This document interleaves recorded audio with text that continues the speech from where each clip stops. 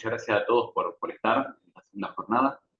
Muy cortito, les presento quién es Camila. Camila es abogada de la Universidad Nacional de La Plata, diplomada superior en Género y Políticas Públicas de Flaxo, docente de Derecho de Familia en la Universidad Nacional de La Plata, docente de la especialización en Abogacía del Estado, Abogar, docente de la especialización de Derecho de Familias, Niñeces y Adolescencia en la Universidad de José de Paz, entre otros cargos docentes. Es investigadora, expositora y autora de numerosos artículos doctrinarios. Actualmente es auxiliar letrada de la Asesoría de Menores Incapaces número 4 de La Plata. Así que sin más, le dejo la palabra a Camila. Bueno, hola a todas, todos, todes. Es un placer estar acá. Quería agradecer en primer lugar a la Procuración por la convocatoria, especialmente a Eduardo que está aquí presente y a mi compañera María. Y bueno, la idea es aprovechar al máximo, sabía que va a ser un gran video porque si bien Martínez había dicho ese tema de delegación, lo cierto es que vamos a cambiar un poco el orden para seguir una lógica. La clase pasada vieron con Mari todo el tema de la responsabilidad parental y hoy la idea es comenzar a ver las medidas excepcionales de protección de derecho y la adopción, para luego ver en la clase siguiente otras figuras de cuidado de las cuales puede derivar esas medidas excepcionales de protección, que no siempre nos llevan al camino de la adopción. Entonces, la idea es comenzar viendo este tema. Yo no tengo problema que si alguien desea en algún momento de la clase hacer alguna pregunta, levante la mano, directamente abra el micrófono, porque quizás con el PowerPoint no lo puedo ver y se pierden la posibilidad de hablar. Así que bueno, sin más, arrancamos. Voy a compartir pantalla. Bueno, ahora sí, arrancamos. Bueno, como les decía, el objetivo de la clase de hoy es ver en un primer momento todo lo que tiene que ver con las medidas de protección integral, analizar estos tres niveles de medidas que nos trae el sistema de protección integral, que son los de promoción, protección integral y los de protección excepcional, y su vinculación con el derecho a vivir en familia. Y por otro lado, hoy vamos a ver una de las figuras de cuidado en las cuales pueden recaer estas medidas excepcionales de protección de derecho, que son la adopción. Pero en la clase siguiente, como les adelanté, vamos a ver otras figuras de cuidado, donde están la delegación, la guarda y la tutela, que son a las cuales también podemos acceder sin necesidad de caer en la adopción, dependiendo del caso en concreto en el que estemos. Bueno, lo primero que vamos a ver son las bases constitucionales y convencionales de lo que es la adopción. Lo cierto es que nuestro Código Civil y Comercial inaugura con los artículos 1 y 2, que lo que hace es traernos toda la normativa, la doctrina y la jurisprudencia del sistema de derechos humanos, y con eso lo que hace es permear todo el campo de la adopción. Y en este sentido, una de las grandes reformas que trajo el Código Civil y Comercial es definir qué es la adopción, y al mismo tiempo lo que hizo fue determinar bien concreto cuáles son los pasos de ese proceso y definir los plazos, que son perentorios. Ahora vamos a ver cada uno de los casos. Fíjense que al revisar la definición que trae el Código Civil y Comercial, lo que vemos es que dice que la adopción es una institución jurídica que tiene por objeto proteger el derecho de los niños, niñas y adolescentes a vivir y desarrollarse en una familia. Y fíjense lo que dice después, cuando estos no le pueden ser proporcionados por su familia de origen. Entonces, ¿qué tenemos acá? Que lo cierto es que la figura de la adopción en esta reformulación, nosotros si hacemos un recorrido histórico vemos que la adopción estuvo principalmente, si se quiere, influenciada por el derecho a la identidad. Siempre que hablábamos de adopción es como que lo primero que se nos viene a la cabeza es proteger el derecho a la identidad, ¿no? El acceso a la historia de origen. Bueno, lo cierto es que eso sigue estando, pero hoy en día podemos decir que este derecho a la identidad se viene a complementar con este derecho a vivir en familia. Es decir, la adopción, fíjense lo que dice, protege los derechos de las niñeces, procurándole un espacio, es decir, la posibilidad de vivir en familia, siempre y cuando esa posibilidad no esté dentro de la familia de origen. Entonces, vamos a empezar a desandar un poco esto, qué quiere decir familia de origen. La familia de origen vamos a ver que se empieza a interpretar en sentido amplio, y cuando hablamos de familia de origen, para el acceso a la adopción, nosotros tenemos que haber agotado todas las posibilidades de permanencia en esa familia de origen, Y acá es donde empiezan a cobrar sentido estas medidas de protección que vamos a ir viendo, que no necesariamente siempre tiene que ser un abrigo, lo que conocemos en la provincia de Buenos Aires, sino que antes el Estado tiene que desarrollar otros dos niveles de medidas, que son las de promoción y las de protección, para finalmente, cuando agotó todo eso, sí ir a lo que se conoce la medida excepcional, como su palabra lo dice, porque implica separar a los niños de sus progenitores o de sus progenitoras, o de cualquier otra persona que esté a cargo de su cuidado. Bueno, muy bien. El artículo 595 nos habla de los principios. Fíjense lo que les decía hace un rato, el respeto por el derecho a la identidad, pero fíjense que inmediatamente el inciso C y el D hablan de lo que es la familia de origen, haber agotado esa posibilidad de permanencia e incluso cuando hay vínculos fraternos, conservar esos vínculos jurídicos. Entonces vemos acá cómo empiezan a articularse estos dos derechos dentro de la figura de la adopción. Bueno, ahora sí, las políticas de fortalecimiento de los vínculos familiares. Dijimos que la familia de origen es la que tiene prevalencia dentro de este derecho a vivir en familia de las niñeces y adolescencias. Entonces, para yo acceder a otras figuras de cuidado, tengo que haber agotado las posibilidades de que esos niños o niñas permanezcan en esa familia. ¿Cómo garantizo yo este agotamiento? Bueno, con estas políticas de fortalecimiento. Lo que nos viene a traer el sistema de promoción y de protección integral es, si se quiere, esto que yo le señalo ahí en el PowerPoint, las niñeces y adolescencia en el núcleo de las medidas que se van a adoptar, y luego tenemos a las familias y luego tenemos al Estado. Pero fíjense que esta intervención no es subsidiaria, sino que se empieza a ver más bien como corresponsable, que es lo que se le dice como obligaciones concéntricas, es decir, las familias van a tener principalmente el cuidado de las niñez y adolescencia, pero el Estado es el que va a tener que acompañar con distintas políticas públicas para que esas familias puedan sostener y llevar a cabo esta crianza y este cuidado, ¿sí? Entonces, ya no nos podemos justificar en esto de la intervención, si se quiere, arbitraria o inmiscuirse en intereses privados de la familia, cuando la realidad es que el sistema lo que nos está diciendo es que hay que acompañar. Y esto es un sistema corresponsable, es decir, comunidad, Estado, familia, y ahí tenemos poder judicial, poder legislativo y poder ejecutivo. Ahora bien, este sistema de protección integral claramente lo que nos trae o de dónde surge este sistema, esta reformulación, es de la Convención sobre los Derechos del Niño. La Convención sobre los Derechos del Niño tiene estos 4 principios claves que los encontramos en estos 4 artículos. El primero es el artículo 4, que nos dice que tenemos que adoptar medidas administrativas, legislativas y de cualquier otra índole y garantizar los derechos económicos y sociales a las niñeces y adolescencia y a sus familias hasta el máximo de los recursos.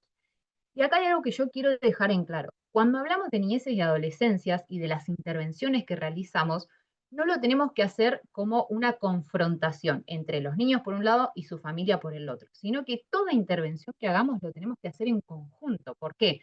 Porque si nosotros tomamos partido por alguna de las dos posturas, podemos afectar los derechos de la familia de origen a criar y cuidar a estas niñeces y adolescencias, y si tomamos partido por las niñeces, les podemos privar del derecho de vivir en su familia de origen, ¿sí? Entonces, todas las medidas que tomemos tiene que ser pensando en las dos partes de esta familia. Después tenemos el artículo 9, que el artículo 9 nos habla de la preservación familiar, y esto es fundamental. ¿Por qué? Porque es lo que hablábamos hoy, medidas excepcionales de protección de derechos. Yo solo voy a separar a ese niño o esa niña cuando, digamos, las situaciones del caso me digan que eso no se corresponde con su interés superior, es decir, que de continuar con esa familia se afectaría el interés superior de las niñeces. Y este artículo 9 es fundamental, y ese es el que toma nuestro sistema normativo, porque nos dice que tiene que ser de acuerdo a un procedimiento judicial, y que en este procedimiento judicial tienen que intervenir tanto las niñeces involucradas como sus progenitores. Fíjense acá qué fuerte el derecho de defensa, lógicamente por el derecho que estamos afectando, que es el de vivir en familia de origen. Después tenemos el artículo 18, que esto es fundamental, que es la coparentalidad. La coparentalidad hace referencia a que ambos progenitores tienen los mismos derechos y obligaciones en la crianza y cuidado de sus hijos e hijas. Y esto es súper importante porque quienes trabajamos en el fuero sabemos que hay muchas intervenciones que generalmente tienden a fijar más medidas o son más exigentes con uno de los progenitores, que sabemos que son las mujeres, especialmente en tareas de cuidado, y de respecto del progenitor es como que se hacen o intervenciones muy lavadas o directamente ni se les menciona. Ahora vamos a ir viendo ciertos casos, pero cuando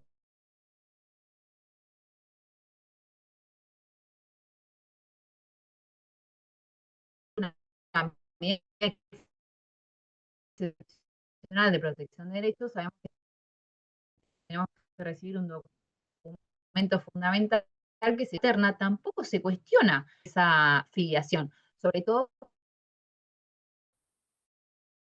los derechos que derivan de esa filiación y las obligaciones de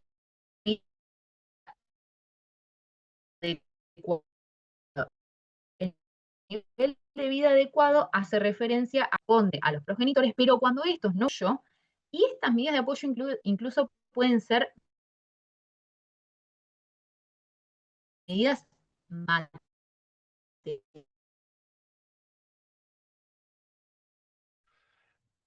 Camila, perdón que te interrumpa, Camila, soy Martín Y Garrique. Estamos teniendo alguna dificultad en tu conexión. Camila, brindarles recursos económicos. Efectividad en los máximos niños contados, ¿sí? ¿Lo cortó? Camila, no se Hola. cortó. Tuvimos un momento, los últimos 2 minutos, en donde se entrecortó casi todo el tiempo. La gente ya está reportando eso también, que tiene el mismo problema. Te invito a si podés Bueno, retomar más o menos lo que hablaste en los últimos 2 o 3 minutos, busca un punto, un común denominador. bien. Disculpa la interrupción, pero justo se había No hay entrecortado. problema, no hay problema. Gracias por el aviso. No, por favor. Eh, bueno, entonces retomo. Si quieren volver más para atrás, a lo sumo me avisan. Dijimos, principio de coparentalidad, ambos progenitores los mismos derechos y obligaciones, incluir a ambos en las estrategias de trabajo y no solo con uno de ellos, que generalmente suelen ser las progenitoras mujeres, por estar asignados a tareas de cuidado y de crianza a cargo de ellas, principalmente, y el nivel de vida adecuado, es decir, que si bien la crianza y cuidado le corresponde primero a la familia, cuando ésta no pueda garantizar los derechos de las niñez y adolescencia, tiene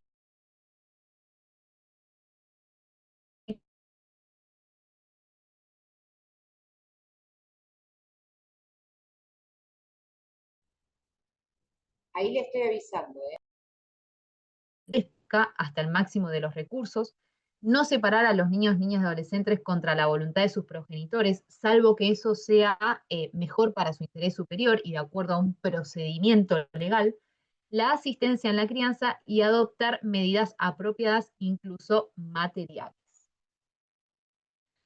Bueno, muy bien. Cuando hablamos de los vínculos que se preservan, cuando hablamos de familia de origen, ¿a qué nos estamos refiriendo?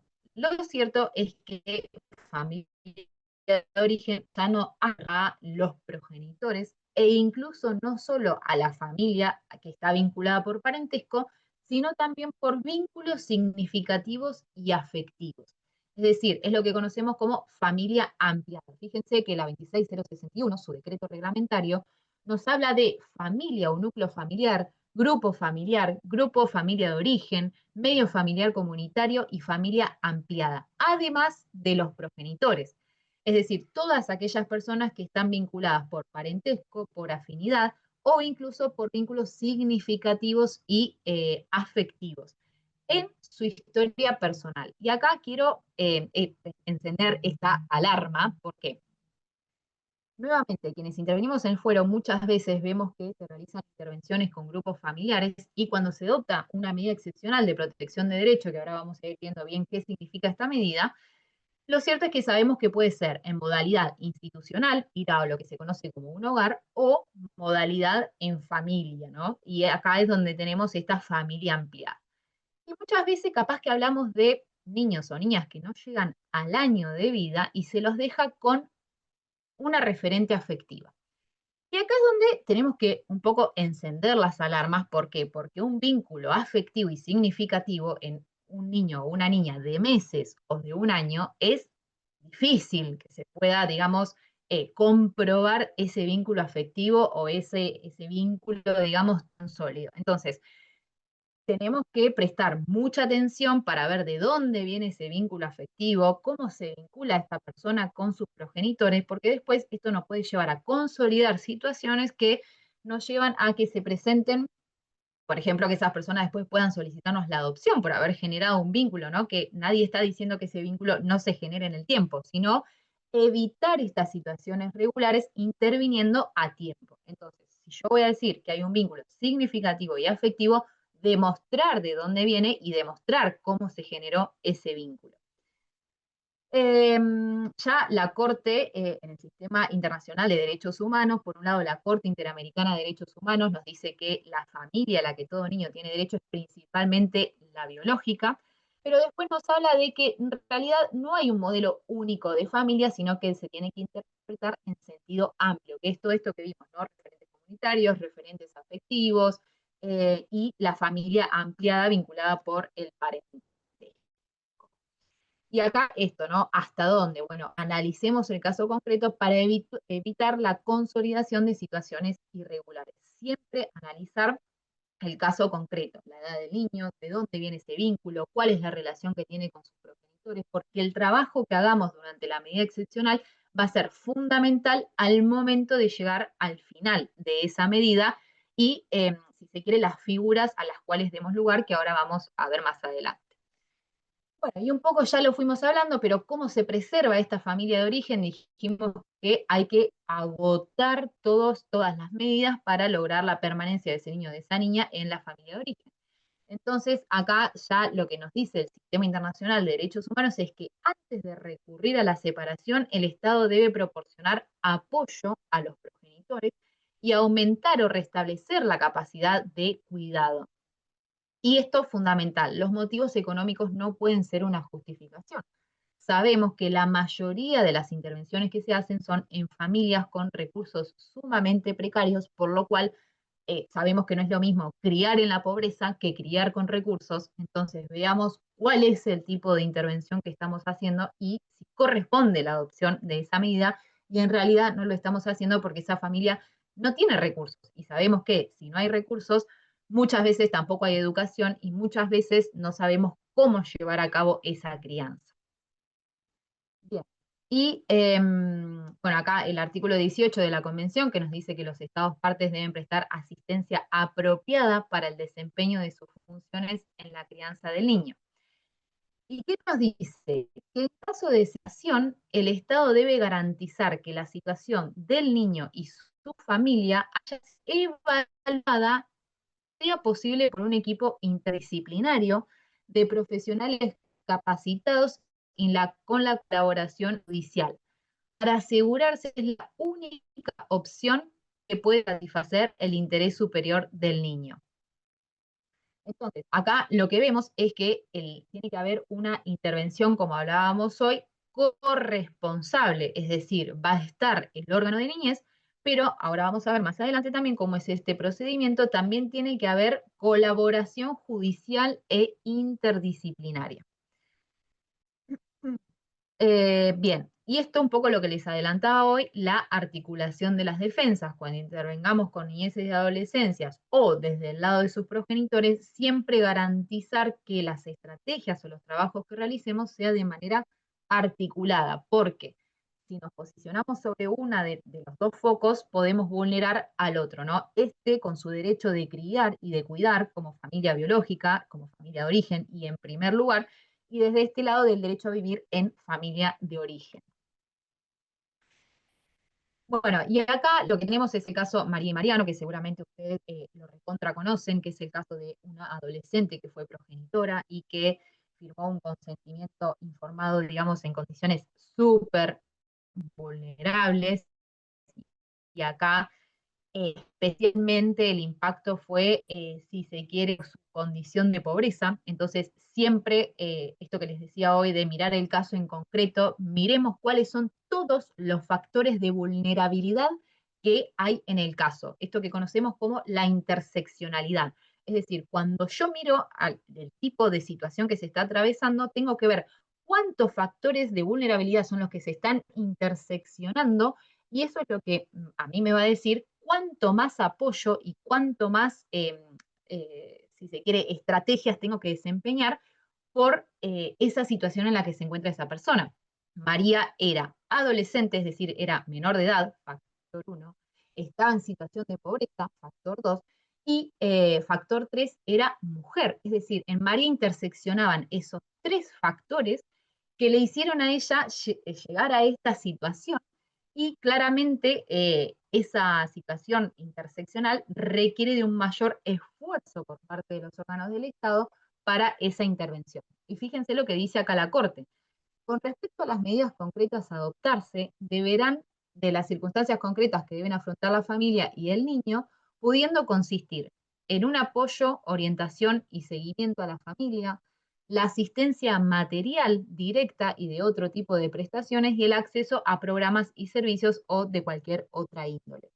Y la capacitación, fíjense esto, qué importantes son lo que conocemos como programas de crianza. Esto que hablábamos hoy, ¿no? No es lo mismo criar en la pobreza que criar con recursos. Y por último, fíjense lo que dice, que las medidas de protección y resguardo del vínculo biológico cobran una importancia aún mayor cuando los progenitores son, como en el presente caso, niñas o adolescentes. Es decir, cuando hay progenitores, niñas o adolescentes, tenemos 2 intereses superiores que proteger. Tenemos el del niño o el de la niña, que es hijo, y el de la progenitora, niña o adolescente. Entonces, ¿cuánto más reforzada tiene que ser la intervención en estas situaciones?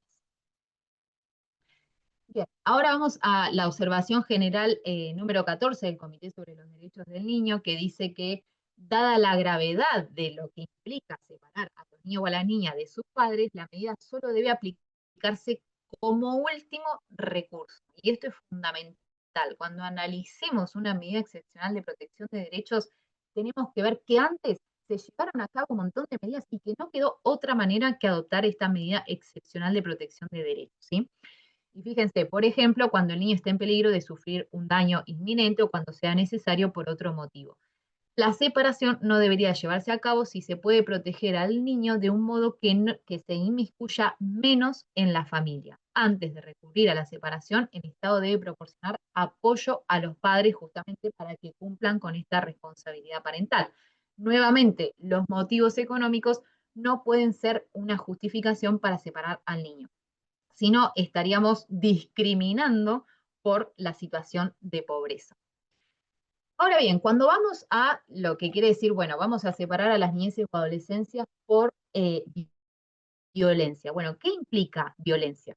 La observación general número 13 del Comité sobre los Derechos del Niño nos habla de las distintas formas de violencia que pueden atravesar las niñeces y adolescencias en su familia. Por ejemplo, no atender a las necesidades físicas y psicológicas del niño, no protegerlo del peligro, no proporcionarle servicios médicos, no inscribirlo, o cuando las personas responsables de su atención tienen los medios, el conocimiento y el acceso. Es decir, para yo evaluar si eso implicó violencia, yo tengo que ver que estas personas sepan lo que tienen que hacer. Es decir, yo no le puedo exigir a un progenitor que vive en extrema pobreza y que no sabe de la documentación o de que tiene que inscribir a su hijo para decirle que está ejerciendo violencia, ¿no? Siempre realizar abordajes contextualizados y evaluar las herramientas que tienen estos progenitores. Bueno, ¿qué incluye? El descuido físico, el descuido psicológico o emocional, el descuido a la salud física o mental, el descuido educativo y el abandono. Bien, hay un estudio que hizo la UNICEN, el Observatorio de los Derechos de Niños, Niñas y Adolescentes de la Facultad de Derecho de esa universidad, la Universidad del Centro. Y fíjense las conclusiones a las que llegaron en este informe. Dice que la mayor parte de las medidas de protección se originan por violencia, maltrato, negligencia o falta de cuidados.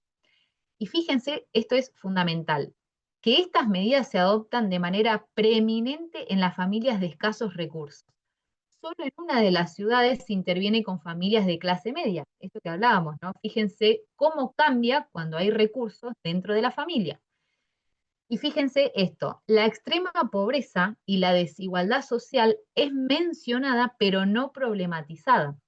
No concita los mismos esfuerzos ni indignación que los comportamientos de esa familia. Es decir, cuando se adoptan medidas excepcionales de protección de derechos, es decir, cuando se separa a las niñez y adolescencia de su familia, se menciona que hay un contexto de pobreza y desigualdad, pero no se problematiza en igual jerarquía que las obligaciones que no están cumpliendo estos progenitores. Entonces digo, si no hay recursos, ¿cómo les vamos a exigir que cumplan con un montón de obligaciones que requieren de recursos?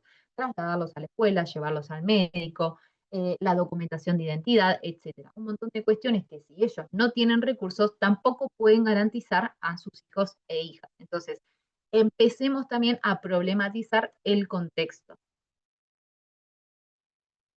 Bien, y lógicamente no es menor y es necesario por un mandato convencional y constitucional analizar esto desde una perspectiva de género. Sabemos que quienes se encargan mayormente del cuidado y crianza de los hijos son las mujeres. Y las mujeres son las que tienen factores de riesgo más vinculados a perder a sus hijos. ¿Por qué?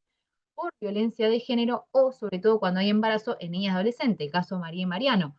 A María, digamos, se le llevó a cabo un proceso en donde prácticamente se la obligó a dar en adopción a su hijo. Entonces, ¿cuánto más tenemos que reforzar los abordajes en estos casos? Una progenitora que está en contexto de violencia y que si se separa de la persona que ejerce violencia queda en situación de extrema pobreza, yo no puedo separar a los hijos de ella por la situación en la que se encuentra expuesta. Y lo mismo en caso de embarazos de niñas y adolescentes. Entonces, fíjense lo que dice, que existe este informe que hace la OEA, dice, existe una brecha entre las políticas actuales que dan respuestas a las infancias y las desigualdades de género. La falta de diálogo entre ellas, volvemos a lo mismo, la necesidad de articular entre los derechos y el contexto en el que se encuentran los progenitores y los derechos de las niñeces. Bueno, un poco el caso de Ramírez Escobar y otros sobre Guatemala. No, brevemente voy a comentar este caso por si alguien no lo recuerda. Es un caso interesante porque la Corte Interamericana acá condena a Guatemala por la separación arbitraria de los hermanitos Escobar de sus progenitores. Y hubo 3 motivos de discriminación que señala la Corte como factores fundamentales para adoptar la decisión que se adoptó. Primero, se analizó el contexto y del contexto surgía que en ese momento para Guatemala las adopciones internacionales eran un mercado muy lucrativo. Estos nenes fueron separados de su familia de origen, llevados a un hogar y adoptados por familias estadounidenses. El caso llega a la Corte y ahí la Corte básicamente lo que dijo es que se violentó tremendamente el proceso legal de separación de estos niños de su familia de origen y al mismo tiempo hubo 3 factores que afectaron de manera notoria para llegar a esa decisión. Los motivos socioeconómicos, es decir, una familia que vivía en extrema pobreza, la orientación sexual, es decir, había una abuela que estaba dispuesta a asumir el cuidado, pero no se la tuvo en cuenta porque era lesbiana, y en razón del género. ¿Por qué? Porque estábamos frente a una progenitora en situación de pobreza y que era mujer, que era la que principalmente asumía los cuidados de estos niños. Entonces, como vemos, los cuidados están atravesados por estereotipos de género, ¿no? En relación a los roles que se esperan respecto del hombre y de la mujer. Un poco lo que les decía hoy, cuando nos llega una medida excepcional de protección de derechos, tenemos que tener en cuenta que ya la Convención de los Derechos del Niño nos habla de la corresponsabilidad. Bueno, ¿qué estrategias vamos a desplegar tanto con la progenitora como con el progenitor? Tenemos entonces el caso de Ramírez Escobar, que fue fundamental por estos motivos de discriminación, pero también tenemos a la inversa, el caso de Fornerón, que tanto nos impactó en la República Argentina, que fue esta adopción que se hizo sin el consentimiento del progenitor, en donde directamente el progenitor, justamente por ser hombre, no se lo tuvo en cuenta como una figura de cuidado. Entonces, todo esto claramente es violatorio del principio de igualdad y no discriminación y del derecho a vivir en la familia de origen. Bueno, ahora sí, llegamos con todas estas bases a lo que es el sistema de promoción y de protección. la Ley Nacional 26.061 y la 13.298 a nivel provincial, que básicamente lo que nos dice es que va a haber una serie de organismos, entidades y servicios que lo que van a hacer es formular, coordinar, ejecutar políticas públicas que tienden a la protección y garantía de los derechos de los niños, niñas, adolescentes y lógicamente también de su familia. Si nosotros revisamos estas leyes, vemos que todos los derechos de las niñeces están vinculados a su familia, familia en sentido amplio. ¿Y qué reconocen estas leyes, este sistema de protección integral? Que las problemáticas de la niñez son multicausales y que claramente la respuesta no puede ni debe ser únicamente judicial. Lo judicial llega, ahora vamos a ver los 3 niveles de intervención, cuando ya agotamos todas las instancias previas y ahí es donde intervenimos con estas medidas excepcionales. Bueno, los principios sobre los que se asienta este sistema de protección integral: el interés superior, el derecho a participar, es decir, a ser oído, no importa la edad que tenga el niño o la niña, y también la posibilidad de intervenir con defensa técnica, es decir, esta participación puede ser a través de la mera escucha o a través de la defensa técnica, cuando las niñeces y adolescentes se convierten parte en este proceso e intervienen procesalmente. Después tenemos el derecho a la identidad y a conocer todo lo que tiene que ver con la historia de origen, la igualdad y la no discriminación, la autonomía progresiva, fundamental en estos casos, y la participación comunitaria, esto que hablamos de la corresponsabilidad y la articulación entre los distintos órganos que intervienen. Cuando nosotros tomamos medidas respecto de niños y adolescentes, no solamente va a estar el órgano de niñez, sino que también si hay alguna situación, por ejemplo, de violencia de género respecto a su progenitora, se tiene que articular con el área de género, con las escuelas, con el espacio de salud, con algún otro programa que sea para la crianza, por ejemplo. Entonces, hay una articulación ahí, si se quiere, una red interinstitucional que tiene que estar todo el tiempo en contacto. Bueno, ¿cuáles son los 3 niveles de actuación de los que nos habla la norma? Yo les dije que las medidas excepcionales, como su palabra lo dice, es la última que tenemos que tomar porque implica la separación del niño o de la niña de su familia. Antes tenemos las medidas de promoción, que son todas aquellas medidas que se toman desde una dimensión colectiva, es decir, que van a beneficiar o que van a proteger los derechos de las niñeces y adolescencias a nivel general, es decir, cualquier niño, niña o adolescente se va a beneficiar de esa medida. Y la competencia, como vemos, es administrativa. Acá el Poder Judicial no interviene, son políticas públicas. Después tenemos las medidas de protección, que están del artículo 33 al 38, que acá sí hay una dimensión individual. Por ejemplo, puede ser la escuela que toma conocimiento de que en el hogar de ese niño o de esa niña hay alguna vulnerabilidad, alguna situación que está perjudicando o amenazando su derecho. Entonces lo que va a hacer es intervenirse de manera específica con ese niño o esa niña, pero de nuevo, la competencia sigue siendo administrativa. Acá todavía no judicializamos nada, sino que interviene simplemente el órgano de niñez. Por ejemplo, otorgando turnos en algún hospital o articulando con la escuela, etcétera, brindando algún tipo de política pública en donde no sea necesario la separación del niño de la niña. Y finalmente, cuando agotamos todos los otros 2 niveles de promoción y de protección, ahí sí ya nos vamos a las medidas excepcionales. Y justamente por la gravedad de estas medidas, la competencia acá es administrativa y judicial, en donde el Poder Judicial tiene el control de legalidad. Y este control de legalidad es sumamente fundamental porque lo que viene a controlar es esta competencia administrativa pura y dura que venía tomando medidas, y es como una especie de control para ver si efectivamente ya agotamos todas las medidas o no fue así, o se adoptó, por ejemplo, en virtud del contexto socioeconómico en el que se encuentra la medida, o bueno, alguna medida arbitraria por parte del órgano administrativo. Bueno, la interseccionalidad, un poco lo que les comenté al principio, entre violencia y niñez. Nosotros sabemos que la violencia es un factor de vulnerabilidad muy fuerte dentro de las niñeces y adolescencias, o sea, dentro del espacio familiar, y puede ser que el niño o la niña sea víctima víctima directa de violencia intrafamiliar o víctima indirecta, porque alguno de sus progenitores está sufriendo violencia y eso lógicamente repercute en la protección y garantía de sus derechos. ¿Qué nos dice la ley 13298? Por ejemplo, en el caso de una progenitora con 2 hijos y un progenitor que ejerce violencia. Y esta progenitora que, como hablábamos hoy, que es lo que vemos día a día, no puede separarse o no puede irse del hogar porque queda en una situación de extrema vulnerabilidad y en el medio sus hijos. Entonces, fíjense lo que dice.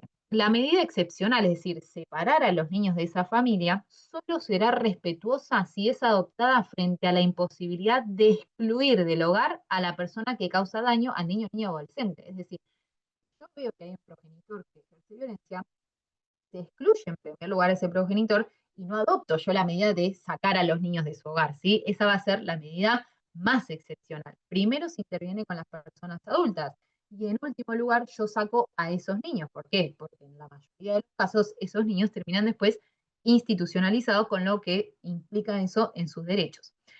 Entonces nos dice, ante la amenaza o violación de derechos provenientes de situaciones de violencia intrafamiliar, aunque no sean delito, el organismo administrativo le debe comunicar al juez de familia y remitir los antecedentes del caso en un plazo no mayor a 24 horas para proceder a la exclusión. Ante la imposibilidad de esa exclusión, ahí sí el juez resolverá con el órgano de niñez la medida excepcional de protección. Y acá les traigo un caso para que veamos cómo juega la articulación de la violencia y esto que hablábamos del cuidado y de la crianza. Es el cuidado de familia número 1 de Olavarría y es del año 2020. Era un abrigo, es decir, se había adoptado una medida excepcional de protección de derechos. Teníamos a una mujer, una progenitora, que era madre de 4 hijos, de 9, 7, 3 y 1 año. Y era víctima de violencia de género por parte de su pareja, quien era el padre de la más pequeña. Pese a las intervenciones del servicio local, acá vemos, ¿no? La jueza lo que señala es esto, bueno, hubo intervenciones previas, hubo los otros 2 niveles de medida, pero no dieron resultado. Entonces lo que se hizo fue adoptar una medida de protección excepcional y los niños fueron institucionalizados. ¿Qué pasa? El servicio local dice, se agotaron las posibilidades, no hay forma de revertir esta situación, pide la situación de adoptabilidad de los 3 niños. ¿Qué pasa en la audiencia? Ahora vamos a ver los pasos que tiene este proceso, pero uno de ellos, el fundamental, es el artículo 12 de la ley 14.528 de adopción, que nos dice que antes de avanzar en la situación de adoptabilidad, yo tengo que traer a estos progenitores para que ejerzan su derecho de defensa. Y fíjense lo que dice. En la audiencia, la progenitora señala que interrumpió la relación con este señor que ejercía violencia, aunque vive en una casa de la familia de este porque no puede afrontar un alquiler, que hace una semana encontró trabajo en servicio doméstico y que uno de sus hermanos junto a su cuñada estaban dispuestos a prestarle ayuda en las tareas de crianza, habiéndose mudado desde Azul a Olavarría. Se realiza un informe socioambiental y dice que la señora logró alquilar esta vivienda, pero persistía el contexto de extrema pobreza. ¿Qué dice la sentencia? Fíjense qué importante esto. Es una práctica generalizada en casos como el que nos ocupa, que el primer objetivo o meta que impone el servicio, el órgano de niñez y adolescencia, es que la progenitora termine con esa relación, imponiéndole para ello estrategias que generalmente y sin el debido acompañamiento resultan imposibles, no solo para la mujer víctima de violencia, sino para cualquier persona que además debe procurarse diariamente su sustento. Sabemos que además de la violencia física o psicológica, tenemos la económica. ¿En qué situación quedan esas progenitoras? Y fíjense cómo se las obliga a ella, ¿no? Esto de la corresponsabilidad. Se le ponen mayores exigencias a las progenitoras que a los progenitores. En el caso concreto de J, entre las distintas posibles causas, entiendo como decisiva, además del miedo, la dependencia económica y el aislamiento social. Durante la convivencia con R fue el macho proveedor, no solo para el sustento de J y de la pequeña hija de ambos, sino también para los 3 hijos de la señora, y como tal consideró a los proveídos como cosas de su propiedad y actuó en consecuencia. El magistrado dice, no advierte que J tuviera por parte de los organismos acompañamiento y contención necesarios para superar la situación. No obstante, la superó. Logró separarse y recomenzar su vida con su pequeña hija y sus otros hijos institucionalizados. La ausencia del macho proveedor la dejó, sin embargo, en la más extrema pobreza, no advirtiéndose tampoco la presencia del Estado para colaborar a salir de ese lugar. El trabajo desplegado por el servicio local no fue el adecuado a la problemática que atravesaba la mujer, tanto como víctima de violencia como a la situación de extrema pobreza en la que quedó luego de interrumpir definitivamente la relación. Es decir, se le exigió que sea ella la que se separe de la persona que ejercía violencia, pero no se la acompañó para sostener toda esta situación. Sin ignorar las dificultades que aún se evidencian en el medio familiar y la debilidad subjetiva que presenta la progenitora, no se halla presente en el caso la situación de estricta excepcionalidad justificante de la separación de los niños de su madre. ¿Qué resuelve acá? Dice, solucionar el problema habitacional, es decir, lo que resuelve es que sus hijos sean restituidos, y le dice al Estado que tiene que realizar una serie de medidas y de estrategias para garantizar el cuidado de la crianza por parte de esta progenitora. Todo lo que tiene que ver con lo habitacional, brindar asistencia económica, gestionar y brindar el jardín maternal, plan de capacitación laboral, seguimiento familiar y dar continuidad al tratamiento psicológico. Fíjense que todas estas estrategias que tuvieron que estar al inicio de la medida, tuvo que venir el control judicial, este control de legalidad, para decirle, bueno, no podemos separarlo porque todo esto que se tuvo que haber hecho no se hizo en el momento oportuno, por lo cual no están agotadas las posibilidades de permanencia de estos niños en su familia de origen. Bien, hasta acá vamos bien. ¿Hay alguna duda o consulta? Bien, perfecto, avanzo. Entonces, cualquier cosa me interrumpen. Bueno, si nosotros analizamos los supuestos por los cuales podemos avanzar sobre una situación de adoptabilidad, dijimos que teníamos 3 niveles de medidas: de promoción, protección y protección excepcional, que es lo que conocemos como el abrigo. El abrigo es una de las medidas a las que comúnmente nos lleva a lo que es la situación de adoptabilidad. Entonces, el artículo 607 nos dice que hay 3 supuestos para llegar a esta situación de adoptabilidad. Cuando el niño, niña o adolescente no tiene filiación o sus padres fallecieron y no hay familia ampliada que pueda asumir su cuidado, nos dice que tenemos que declarar la situación de adoptabilidad en 30 días, prorrogables por igual plazo. Cuando los progenitores tomaron la decisión libre e informada de que el niño o la niña sea dado en adopción, y acá tenemos 45 días después del nacimiento, y finalmente la causal más aplicada, que es esta, ¿no? Las medidas excepcionales no lograron revertir las causales de origen, y acá tenemos un plazo máximo de 180 días, y acá tenemos que definir la situación jurídica. Bueno, y acá para escucharles un poco, si a alguien se le ocurre, esto fue un caso en el que intervenimos de verdad en la asesoría en la que trabajo, para que veamos estas situaciones de vulnerabilidad y cómo poder intervenir y articular los derechos de las niñeces y de sus progenitores. Fíjense cómo era la situación que nos llega a conocimiento desde la asesoría.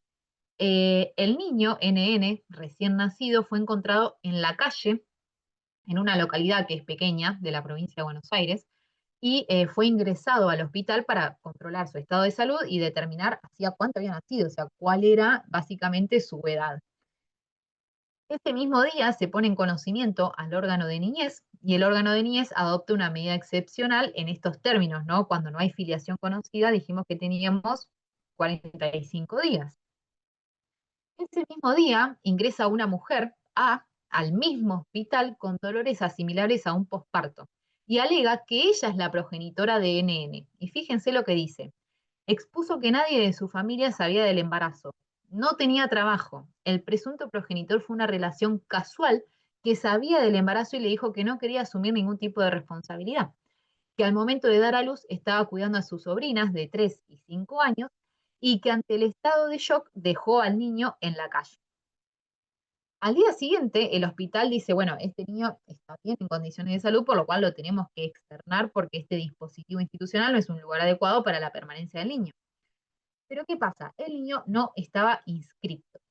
Entonces se solicitan las medidas necesarias para que él pueda salir, pero yo no lo puedo sacar de este dispositivo institucional si no está inscrito. Sabemos que la inscripción es el primer derecho que tenemos que tener garantizado, que es la llave de acceso a los demás derechos, básicamente la existencia misma en el mundo jurídico.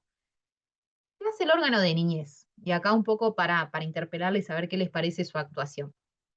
El órgano de niñez, fíjense acá, esta aparente articulación con perspectiva de género, ¿no?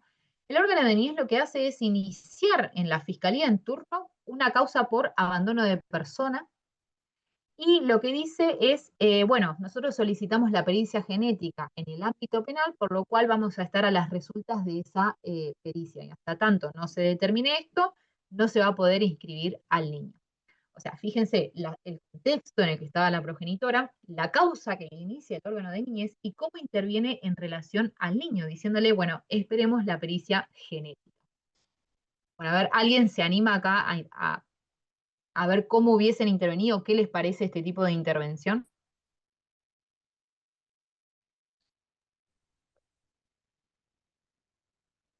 O si recuerdan alguna norma en la cual hacemos en estos casos de niños en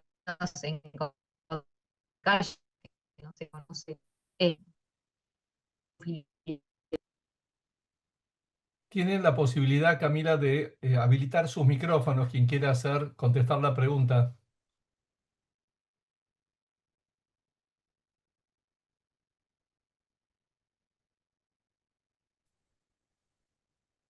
Sí, no sé si.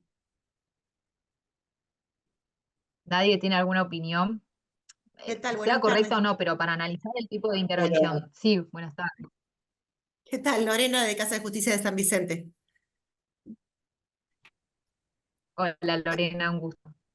Un gusto. Se te escucha cortado, digo por las dudas porque está entrecortado. No sé si es mi PC, pero escucho entrecortado las palabras.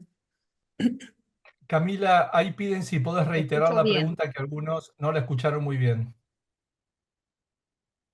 La pregunta iba vinculada a qué les parece la intervención del órgano de niñez o cómo hubiesen intervenido ustedes o si desde su rol, ya sea que trabajan en una asesoría o en un juzgado de familia o en una defensoría, cómo hubiesen intervenido ante este contexto planteado. Yo creo que no hubiese dado primera intervención a la justicia penal. En principio creo que debería Ajá. tener un acompañamiento debido a la situación en la cual estuvo expuesta, ¿no? Ella manifestó que estaba sin trabajo, que fue, bueno, un embarazo en realidad que lo llevó adelante sola. Yo creo que esto de, ya que intervenga el abandono de personas, o sea, en la justicia penal, no me parece la primera intervención. Yo creo que debería haber un acompañamiento de otro tipo, por ejemplo, también desde el órgano de género también, desde el servicio local. No sé qué edad tenía la digamos, 20 años. ¿20 años? Sí. Bien, re joven. O sea, prestando asistencia desde otro lugar, ¿no? Porque a esa edad, o sea, creo que todavía estamos hablando de, bueno, sí, de una adolescente, porque hoy a los 20 años, la verdad que me parece que fue desacertado esto de ya intervenir de una la justicia penal. Yo creo que tendríamos que ir por otro camino. A mí me pasó hace poquito en Casa de Justicia, donde dos papás muy jóvenes, adictos, vinieron derivados del servicio local, tenían un menor muy chiquitito, y ellos querían directamente que el niño sea dado en guarda, por ejemplo.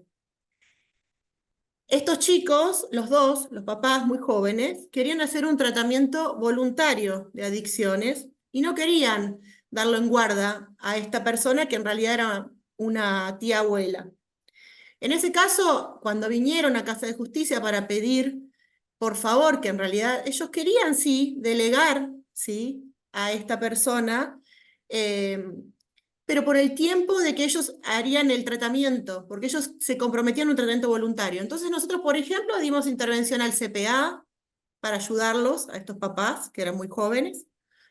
Asimismo, se hizo una delegación de responsabilidad parental, es lo que solicitamos, un defensor para que ellos deleguen la responsabilidad por el plazo del tratamiento.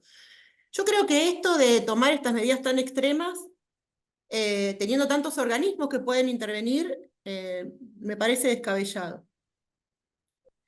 Esto de decir, bueno, el servicio local nos pasa a diario, todo es guarda, todo es guarda. ¿Por qué no una delegación de responsabilidad parental por un tiempo, por un lapso de tiempo? Yo creo que estas medidas así no ayudamos a las personas que están en esta situación de vulnerabilidad tan importante, o sea, ya sea económica o, bueno, social, de educación también. En este caso yo creo que no hubiese ido por una justicia, no, por la intervención de la justicia penal con abandono de persona. No me parece la vía correcta. Lo que pasa es que, perdón, Paula, Santi habla.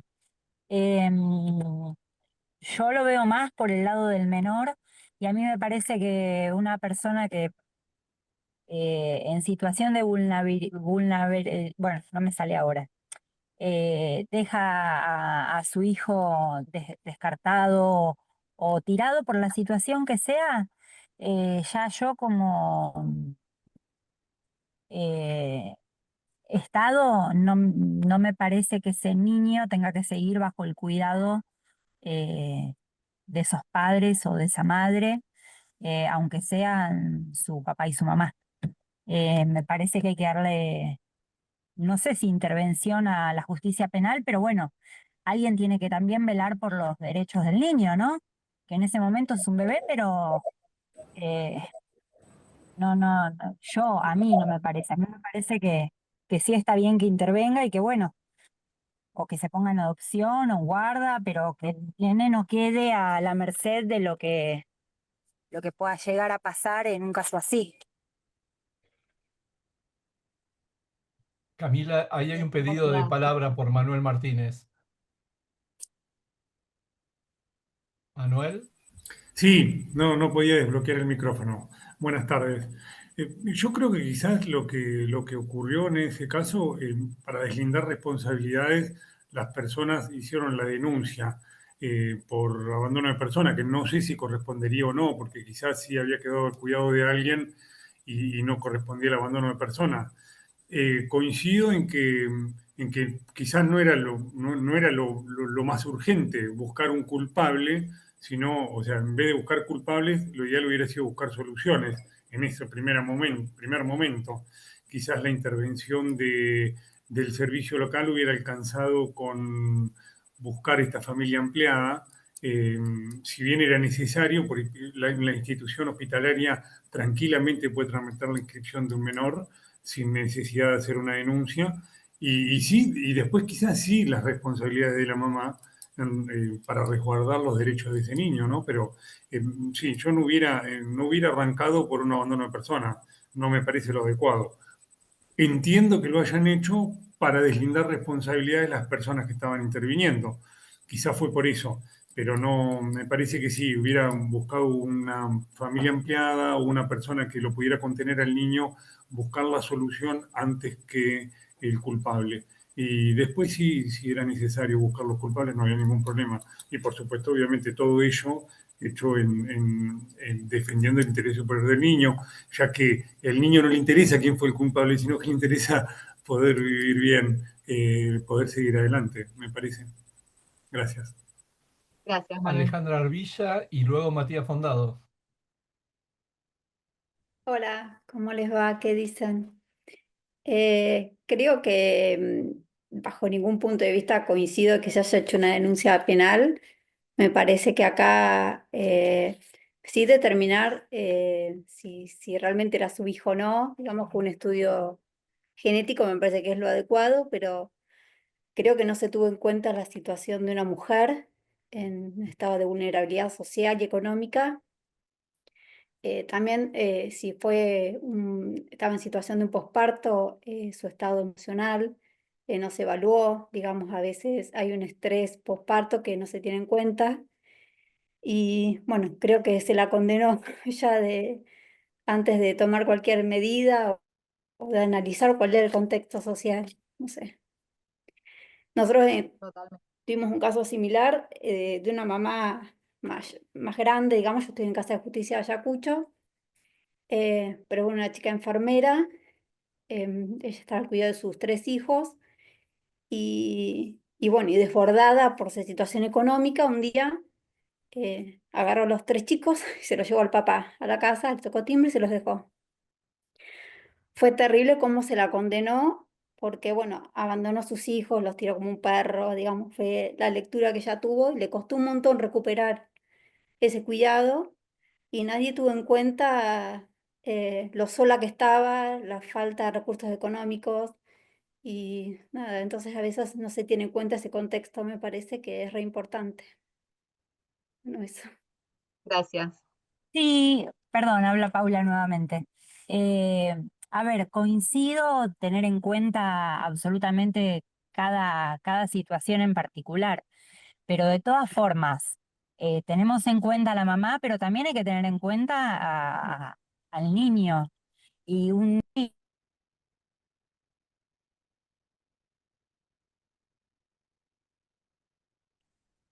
¿Se cortó? Se cortó la comunicación. Si te parece, hola, Martín, sí, le doy la palabra a Matías Fondado. Sí, sí, a Matías. re- Hola, no sé si se escucha ahí. Eh, no sé si me anda el micrófono. Sí, te escuchan bien, Matías. No, por ahí medio seguir la línea de Alejandra y de Manuel. Yo creo que en este caso se arrancó por el final, digamos. La última instancia es la de judicializar, incluso penalmente, esta situación.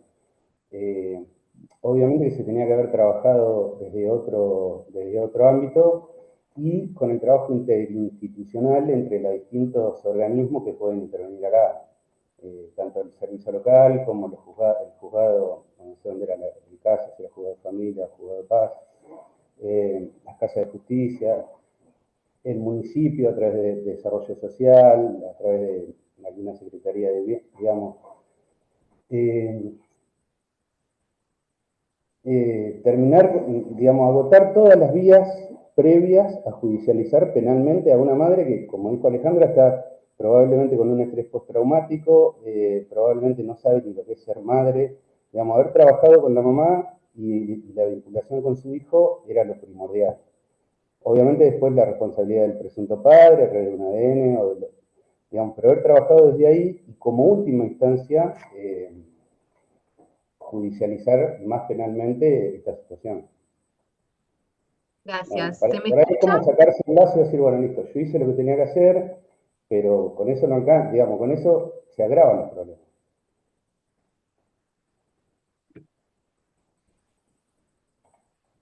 Hola, ¿se me escucha? Sí, perfecto, Camila. Ah, perfecto. Bueno, gracias a todos por la intervención.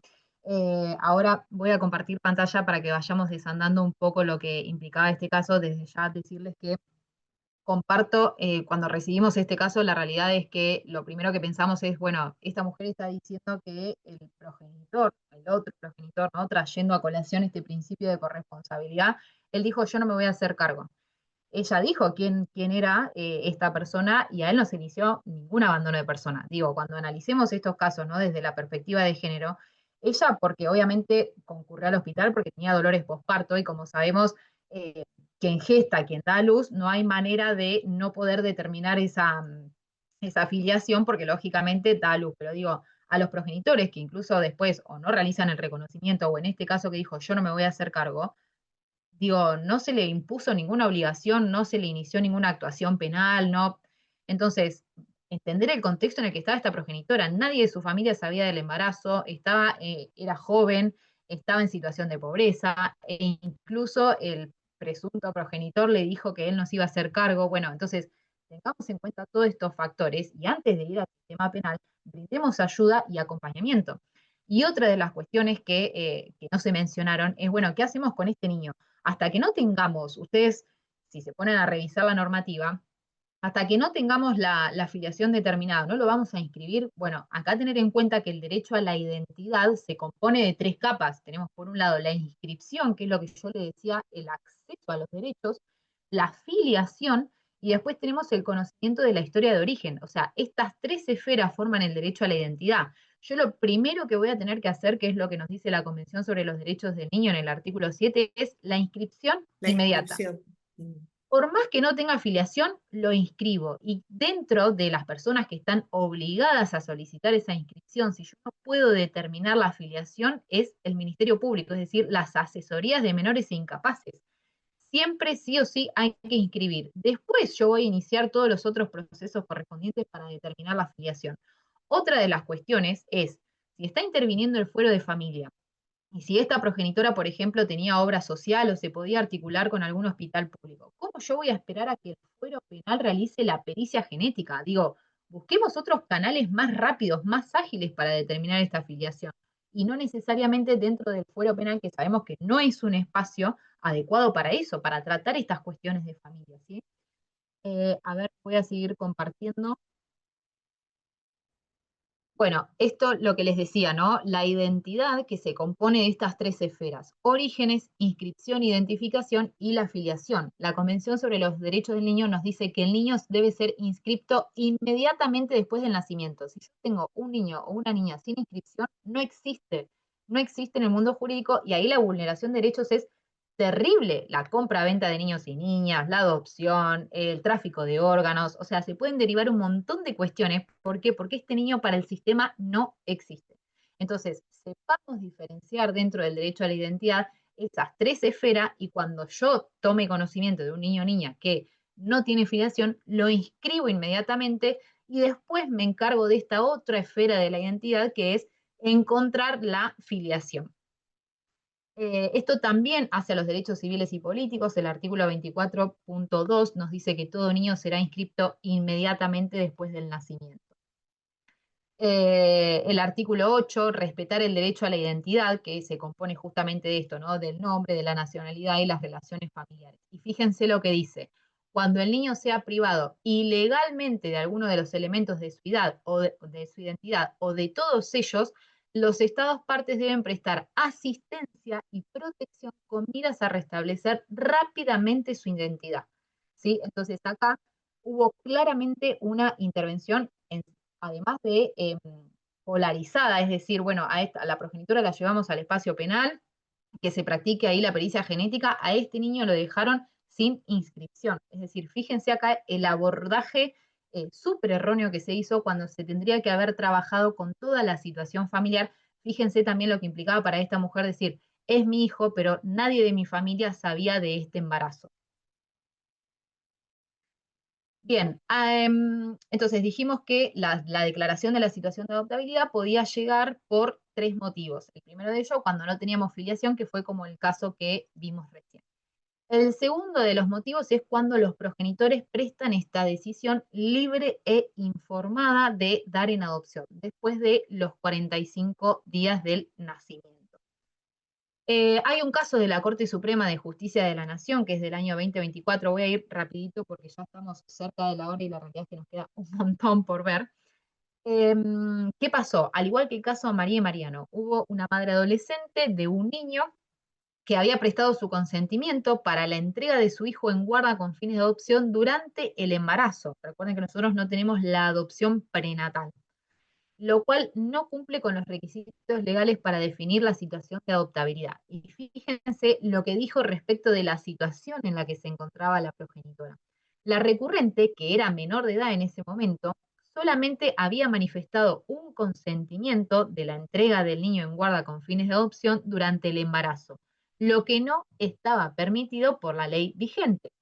Se agrega el hecho de que el propio Tribunal Provincial destacó que el consentimiento había sido provisorio, sin que se hubiera ratificado ante el juez en una audiencia convocada al efecto dentro de los plazos legales posteriores al nacimiento. Es decir, no implica que una persona gestante diga: yo no quiero maternar, quiero dar en adopción, y que lo haga antes del nacimiento. Ahora bien, yo tengo que garantizar todas las garantías de defensa con posterioridad a ese nacimiento para verificar si esa voluntad se sigue sosteniendo luego de ese nacimiento. Demostraban que tal consentimiento, calificado por el AQO como supuestamente espontáneo, libre y voluntario, no fue mantenido más allá de la etapa inicial. Bueno, y ahora tenemos un caso de Tandil del año 2020, y acá lo que yo quiero hacer, este es un trabajo que hicimos para el Congreso de Mendoza junto a Natalia de la Torre y Marisa Herrera, en donde nos propusimos analizar, bueno, lo cierto es que tenemos casos en donde hay progenitoras que efectivamente, ¿no? Este desconocimiento por parte de su familia del embarazo, o incluso porque no pudieron acceder rápidamente a una IVE, por lo cual tuvieron que continuar con ese embarazo, y la realidad es que ellas dicen, quiero dar en adopción, y la realidad es que no quiero maternar.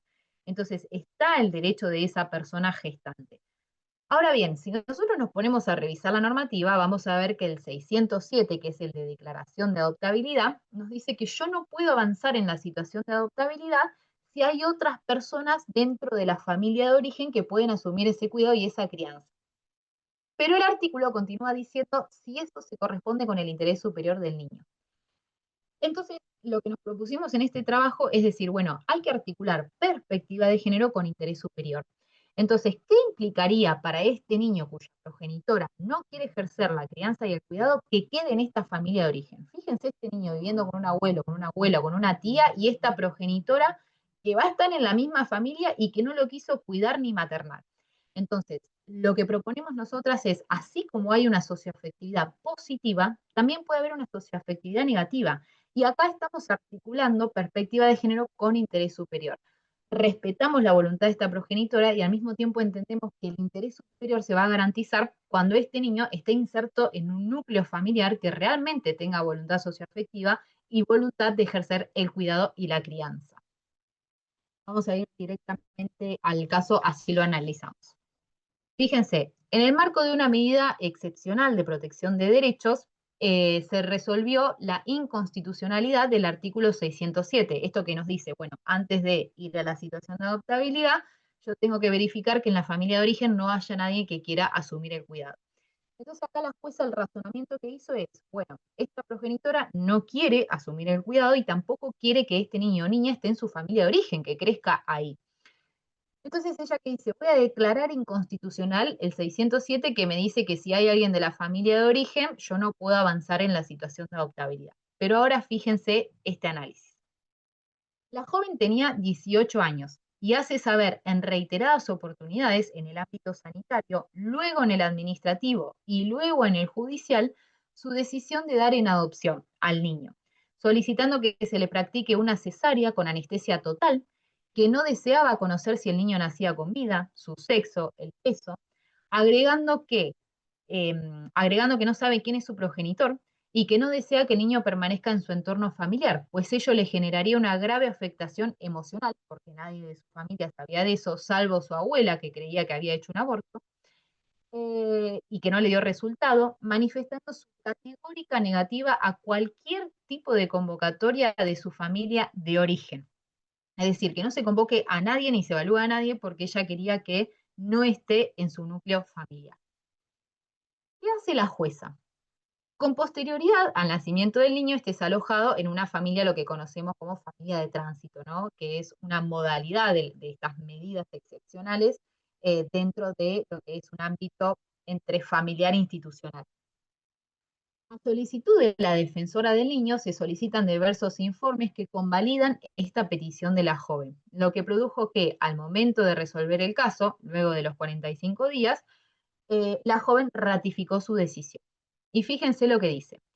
La resolución de la situación que aquí se plantea demanda una interpretación y consecuente ponderación de derechos. Fíjense que acá ya empieza como a decir, bueno, tenemos dos polos, perspectiva de género, perspectiva de niñez, que dicen que están en colisión. Por un lado, los derechos de M, de elegir no maternar y que se respete su decisión y de no indagar en su familia, y por el otro, el derecho del niño, salvo que tal decisión no sea respetuosa a su interés superior.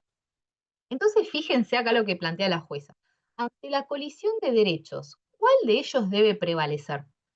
estaríamos quebrantando definitivamente la paz e intimidad familiar en base a su deseo si ella lo que quiere es que no se le comunique a su familia ni a sus amigos sobre esta situación. Dice, ¿no estaríamos obligando directa o indirectamente a que materne? O en su defecto, ¿no sería ello una clara invitación a retirarse del domicilio y hasta de su localidad para proyectar la vida que ella quiere? ¿Cómo seguiría M frente a sus amigos y familia ante dicha situación? Bueno, claramente la jueza visibiliza esta situación de esta joven, pero tensionando las dos perspectivas. Entonces acá es donde nosotras propusimos como conclusión en este Congreso de Mendoza que lo cierto es que no hace falta declarar inconstitucional la norma porque la propia norma nos brinda al final de ese artículo que eso va a ser siempre y cuando sea correspondiente al interés superior del niño. Claramente, si esta persona gestante no tiene ganas de maternar, que ese niño se quede en esa familia de origen no va a ser conteste a su interés superior, justamente por toda esta situación que se generaría y este conflicto familiar que generaría, al mismo tiempo que esta socioafectividad negativa. ¿Se entiende? Entonces, lo que creemos es que no hace falta declarar porque ya la propia norma da la solución a estos casos. Acá tenemos esa parte final que dice, tal pedido es considerado adecuado al interés de este. Bueno, acá tenemos otro caso similar, pero lo cierto es que voy a avanzar porque si no, ya nos queda muy poquitito tiempo para ver el temón que es el último inciso del 607, que es el C, que es las medidas excepcionales. El otro caso, entonces, el inciso C, dijimos que declaración de adoptabilidad ante 3 situaciones. No hay filiación, el primer caso que vimos, dan el consentimiento libre e informado, lo que vimos recién, y después cuando las medidas de protección excepcional no dan resultado, que es lo que en Provincia de Buenos Aires conocemos como medidas de abrigo, que duran máximo 180 días. ¿Por qué? Porque hay casos en donde la situación se puede revertir antes, es decir, podemos terminar una medida excepcional a 30, 60, 90 o 120 días, ¿sí? El máximo es 180, pero puede terminar antes. ¿Qué nos dice? Que el servicio, el órgano de niñez, lo que conocemos como servicio local en la provincia de Buenos Aires, va a adoptar esta medida y lo va a poner en conocimiento al juez de familia para que revise la legalidad. Y el juez lo que tiene que hacer es poner también en conocimiento al Ministerio Público, es decir, a la asesoría de menores incapaces, y se tiene que expedir sobre esta legalidad. Pero fíjense que dice, en todo momento el niño o adolescente tiene derecho a ser oído. Y cualquier conceso que pudieran manifestar los progenitores carece de toda entidad para enervar el posterior control judicial. Es decir, por más que los progenitores estén de acuerdo en esa separación, no impide que el órgano judicial tenga que intervenir, justamente por todo lo que estamos viendo.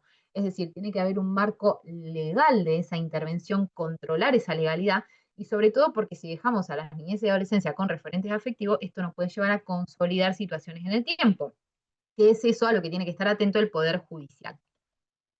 Ahora bien, este control de legalidad, ¿cómo se lleva a cabo? Hay presupuestos necesarios para poder declarar la legalidad de la medida. Ninguna medida puede ser legal por la excepcionalidad que implica, que es la separación de los niños, niñas y adolescentes de su familia, básicamente de sus progenitores, si no tiene estos requisitos. Acreditar la identidad y la afiliación. Lógicamente, quiénes son los progenitores, dar datos completos, etcétera. ¿Qué pasa si no hay filiación paterna? Un poco lo que les decía, ¿no? Muchas medidas excepcionales nos llegan y se advierte que no hay filiación paterna. Bueno, lo que tenemos en la provincia de Buenos Aires, acá en las asesorías de La Plata, del Departamento Judicial de La Plata, funciona lo que se llama Secretaría de Identidad. Cuando nosotros advertimos que llega un abrigo en donde solo está fijada la afiliación materna, damos intervención a esta secretaría, que lo que hace de conformidad con el Código Civil y Comercial es comunicarse con la progenitora para que brinde datos del presunto progenitor. Y así nosotros poder avanzar con esta afiliación paterna, porque hace al derecho a la identidad, vimos que es una de las esferas que hace al derecho a la identidad, y también trabajar con este progenitor, ¿no? Como vimos en el marco de la corresponsabilidad que corresponde a ambos progenitores los derechos y deberes. Las actas de notificación de la medida excepcional son trascendentales. ¿Por qué? Porque hacen al derecho de defensa. Y estas actas de notificación no solo tienen que estar firmadas por los progenitores o por las personas que estaban a cargo de esos niños o de esas niñas, sino también por los propios niños en virtud de su autonomía progresiva. Si hay un adolescente de 13 años que es trasladado a un dispositivo institucional, ¿cómo no va a poder él suscribir lo que hace a su propio derecho a la vida familiar? Es decir, se lo está separando de sus progenitores y no lo hacemos partícipe de este proceso, ¿no? Entonces, ¿cómo hay que empezar a desandar estas prácticas? Y otro de lo que tenemos es el PER, que es el Plan Estratégico de Restitución de Derechos. Ahí sí, detallar bien el órgano de niñez, todas las medidas previas, los primeros 2 niveles que vimos, para llegar a este tercer nivel que es la medida excepcional. ¿Qué se hizo con esta familia? ¿Cuáles son los antecedentes? ¿Qué no dio resultado? ¿Por qué llegamos hasta acá? De ahí incluir todos los datos familiares, los motivos, las estrategias. Es decir, yo no puedo estar 180 días con un niño separado de sus progenitores si no hay estrategias claras de abordaje, porque eso está destinado al fracaso. Y dentro de las estrategias, como le decía, fundamental incluir a los 2 progenitores, no solo a las progenitoras. Por eso tan importante esta Secretaría de Identidad para conocer y evaluar al otro lado de la filiación. Durante la aplicación de la medida, fíjense, el organismo trabajará para la revinculación. Se piensa que las medidas excepcionales son medidas en donde los hijos y sus progenitores no pueden tener contacto, y esto no es así, se tiene que trabajar en la revinculación. Lógicamente lo que se va a hacer es, siempre y cuando esa vinculación sea positivo para el niño o para la niña, ¿no? En caso de que no sea así, el órgano de niñez lo tiene que hacer saber y ahí se impedirá el contacto. Pero en principio siempre tienen que mantenerse en contacto. La unidad fraterna, es decir, que si hay varios hermanos que se separan de sus progenitores, vayan todos al mismo lugar. Y, lógicamente, que la medida de abrigo se adopte en un domicilio cercano a sus progenitores. No es lo mismo adoptar una medida de abrigo cuando el centro de vida de los niños está en La Plata y yo los traslado a un hogar que queda en Mar del Plata. Claramente ahí el trabajo entre familia y sus hijos es prácticamente imposible. Entonces, ojo cuando hagamos también los controles de legalidad, a dónde son institucionalizados los niños y las niñas, o con qué miembro de la familia y dónde se localiza esta familia ampliada, y que va a quedar a cargo del cuidado de los niños. Bueno, las audiencias de monitoreo. Las audiencias de monitoreo, para quienes no saben qué son aquellas audiencias que se dan cuando el órgano de niñez le pone en conocimiento al juez que se adoptó una medida excepcional de protección de derecho, y el juez fija una audiencia con este órgano de niñez y con las asesorías, y muchas veces cita también a los progenitores con su defensoría para que se dialogue. Vimos hoy que lo cierto es que el sistema de protección integral implica la articulación interinstitucional. Entonces, todos los órganos efectores intervinientes van a ser convocados para conversar sobre cuál es el contexto familiar, cuáles son las estrategias que se van a desplegar, cuáles son los resultados que se esperan, etc. Acá les traigo un fallo en donde un servicio local había apelado esta audiencia, y lo cierto es que la Cámara de La Plata, en el año 2019, confirmó que es una facultad del juez convocar a esta audiencia, y lo cierto es que desde la práctica les puedo decir que sirve muchísimo, porque conocemos más a profundidad lo que por ahí podemos leer en un escrito, en un PER de inicio. Bueno, no sé cómo estamos de tiempo, si quieren dejar un espacio para preguntas o si quieren seguir. Eduardo.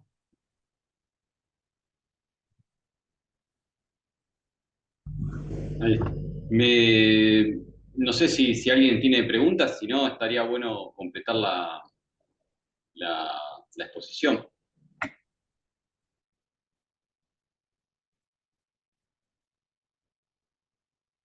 Seguimos, ¿les parece entonces si no hay alguien para preguntar?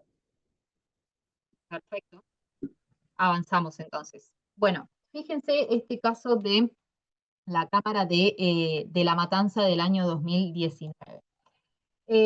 Acá lo que había ocurrido es que se había adoptado una medida excepcional de protección de derechos, y lo cierto es que se había declarado la situación de adoptabilidad. La Cámara revoca esa sentencia porque dice que fue prematuro, es decir, que no se había trabajado bien con esta familia de origen. Fíjense que dice: la labor desarrollada por los organismos competentes destinada a lograr la posibilidad del retorno de los niños a su familia biológica no fue lo suficientemente amplia. Pero fíjense esto, los niños estaban institucionalizados hacía más de 3 años. Acá atentos. ¿Qué hizo el Poder Judicial y qué hizo el órgano de niñez durante estos 3 años? Fíjense que las medidas excepcionales, justamente por lo que implica, imagínense niños y niñas en hogares, duran 180 días. Hacía 3 años que estaban institucionalizados. Entonces, cuando vayamos a adoptar algún tipo de decisión, fijémonos el impacto que tiene a futuro. Porque yo puedo decir que el órgano de niñez no desplegó las medidas necesarias, pero digo, 3 años institucionalizados. ¿Cuánto más vamos a seguir estirando esta situación sin definir su situación jurídica?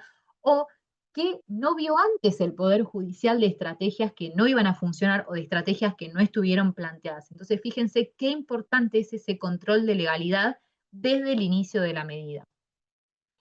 ¿Y qué dice? Los niños estaban institucionalizados, encima fíjense esto, en un lugar distante de donde reside la familia biológica, lo cual esto estaba desde el comienzo.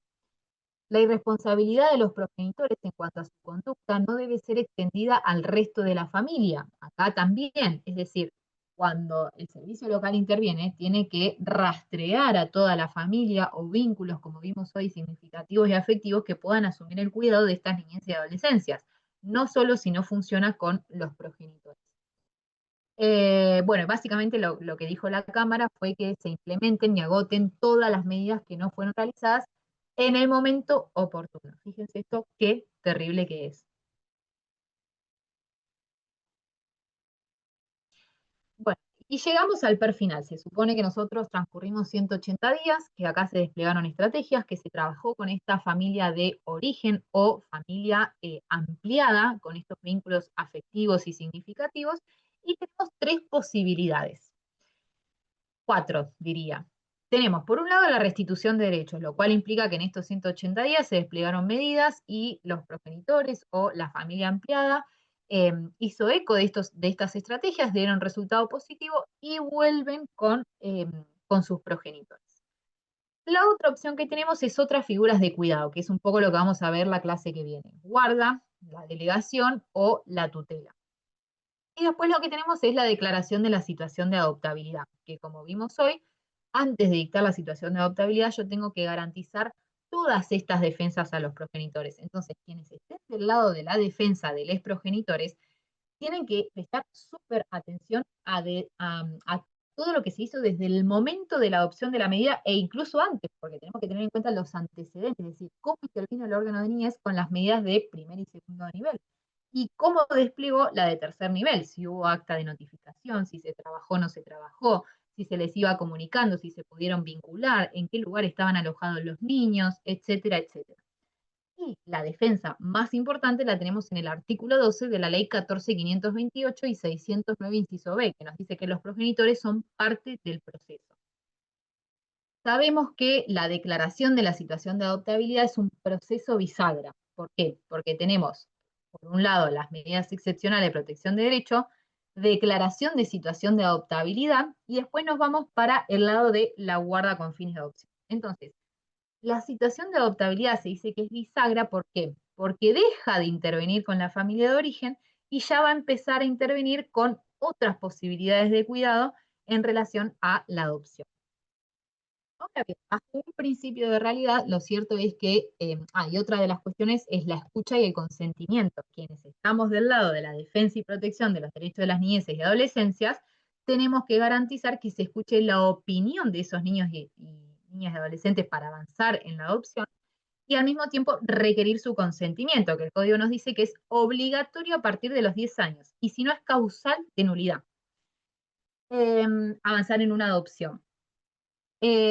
Bueno, sea de una u otra manera, nosotros lo que tenemos que hacer es resolver la situación jurídica. Si a mí se me vence el abrigo, ese niño o esa niña que está a cargo de un referente o en un hogar, está ahí bajo una situación de hecho, porque se venció esa medida de abrigo y se queda sin marco jurídico. Entonces yo sí o sí tengo que resolver esa situación, restituyendo, adjudicando otras figuras de cuidado o avanzando en la declaración de situación de adoptabilidad. Ahora bien, hay situaciones en donde hay adolescentes que sabemos que no quieren ser adoptados, pero tampoco pueden regresar a su familia de origen. Bueno, ¿cómo definimos ahí la situación jurídica? Lo cierto es que avanzar en una declaración de situación de adoptabilidad sería irrisorio. ¿Por qué? Porque lo cierto es que no se va a ir bajo ninguna adopción, y al mismo tiempo obligar a ese adolescente o a ese niño que no quiere, está destinado a un proceso que va a fracasar, pero al mismo tiempo yo tengo que resolver esta situación jurídica. Supongamos el caso en donde no hay otros referentes, por lo cual no puedo otorgar una guarda, no puedo otorgar una tutela y no puedo ir por el camino de la adopción. Bueno, la cuestión que nos queda es, vieron que el código nos dice que la declaración de la situación de adoptabilidad equivale a la privación de la responsabilidad parental. Entonces, si yo voy a tener progenitores que ya no van a ejercer esta responsabilidad parental y no pueden tampoco tener la titularidad, privo de la responsabilidad parental porque ya tengo elementos suficientes y garantizo una medida de protección integral que le permita a ese niño o a ese joven permanecer en el dispositivo institucional, y voy a ir por la rama de la autonomía, del autovalimiento. Es decir, voy a trabajar con ese adolescente, sobre todo, para que egrese, cuando adquiera la mayoría de edad, con un proyecto autónomo. Que en la provincia de Buenos Aires sabemos que tenemos lo que conocemos como el PAE, que si bien es a nivel nacional, en la provincia de Buenos Aires se utiliza muchísimo. Entonces ahí ya estoy resolviendo su situación jurídica. Yo sé que este niño o este adolescente no puede regresar con sus progenitores, tampoco una situación de adoptabilidad. Bueno, lógicamente el alojamiento en la institución lo tiene que tener, pero hay que otorgarle un marco jurídico, porque si no yo lo tendría cuasi privado de la libertad sin un marco legal. Entonces, adopto una medida integral de protección que la 13298 nos lo habilita, y al mismo tiempo voy a trabajar en este proyecto autónomo. Eso no quiere decir que en el devenir del tiempo, ese niño o adolescente se trabaje con esa voluntad adoptiva y diga, bueno, ahora sí, quiero avanzar por la adopción. Bueno, ahí sí yo puedo avanzar con la declaración de situación de adoptabilidad y empezar a andar el camino de la adopción. ¿Se entendió hasta acá?